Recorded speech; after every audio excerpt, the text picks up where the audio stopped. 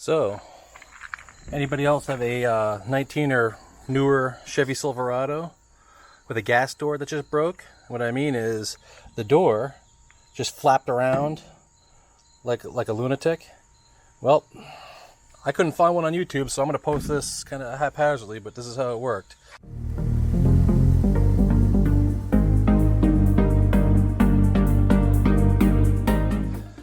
The unit right here comes in a whole entire unit. You got to buy the door and all the innards parts. It comes in one piece, and you'd think it's going to be expensive, but it was like 18 bucks online through like GM Performance or GM whatever parts. They rate me on shipping, but not the end of the world. It's held in place with tabs. So we can see over here, there's tabs on top and tabs on the bottom. Those tabs are accessible through slots on top. You can see there's two slots. There's a slot, two slots there, two slots over here. There's one on the bottom on each side. Well, those slots have no holes in them, so you've got to take a screwdriver and just force your screwdriver through, and then that lifts up the tab on the back, lifts up the tab, or pushes down the tab in this case. If you push out the tabs on the top, you can basically weasel this thing out in about 10 seconds. Comes out pretty easy. I got the diesel, so I've got the actual hole cut out over here. And the new unit, we'll look at it over here. Here's the new unit. I had to cut the hole out of the back. So this hole over here, for the def, I had to cut it out, like did that with an X-Acto knife. And then over to the right over here, right over this part right here. You just gotta cut a slit in there so that you can actually put the cap cable in for the def.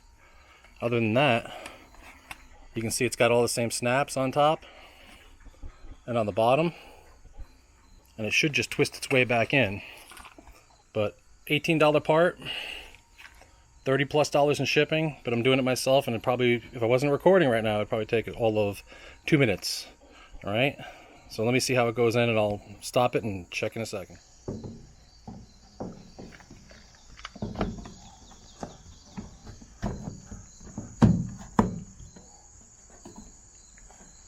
Everything's sealed right, and it's back in place.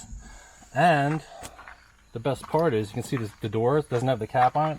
I failed to mention that the cap, the actual colored cap right here in my hand, slides off by pulling that tab forward, and the door slides forward and off. So I'm imagined to put it back on, it should just go on like this.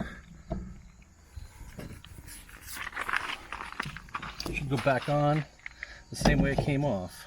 It's my guess.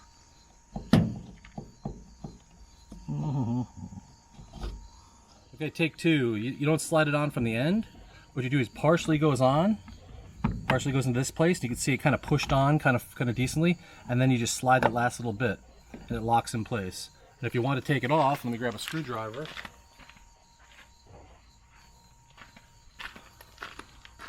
If you want to take it off, you simply lift this tab and it slides right off. So you can do it anytime you want. It's real simple if you needed to.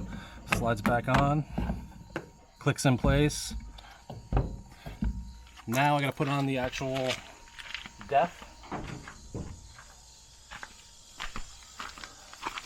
So remember, I told you you had to cut the slot on the back, right, on the new one. So you take this little def hook right here. That's the def.